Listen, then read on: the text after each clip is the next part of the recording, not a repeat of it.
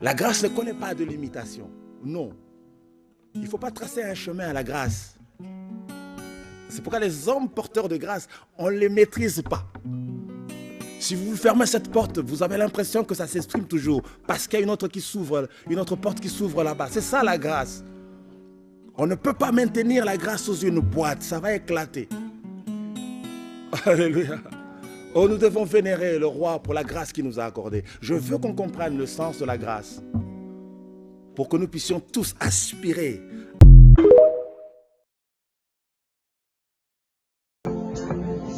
Alléluia. Et une fois, je devais passer un test.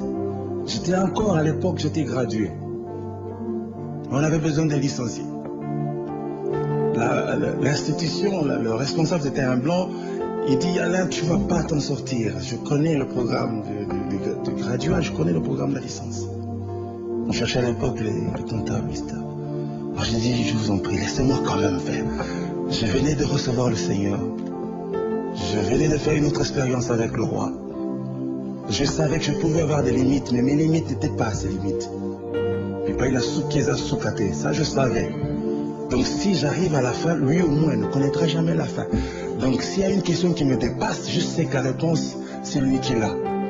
En tout cas pour la circonstance, j'ai dit je veux mettre l'omniscience de mon roi en jeu. On m'a fait quand même, on m'a accepté pour participer au test. On avait besoin de 50 personnes, c'est 3000 personnes. Je commence à faire le test, à un moment donné ça bloque. Aucun début de réponse, aucun début de solution. Je ferme les yeux comme si je réfléchissais, je ne réfléchissais pas. J'ai invoqué la gloire de l'excellence manifestée. J'ai invoqué la perfection à que j'ai dit, Seigneur, tu connais certainement la réponse. Ô esprit de révélation, toi qui places l'intelligence dans les cœurs, fais-moi connaître cette affaire.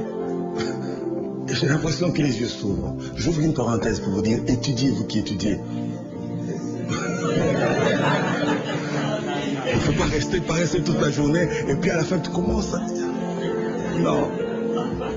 Ça ne va pas réussir nécessairement, mais pendant que vous travaillez, pendant que vous étudiez, invoquez la gloire de Christ sur vous, vous deviendrez intelligent. Vous savez, le quotient intellectuel peut se modifier. Le quotient intellectuel, ça peut se modifier. Et ça se modifie si vous invoquez celui qui est la source de toute intelligence. Alléluia. Et parmi les 50, j'étais là.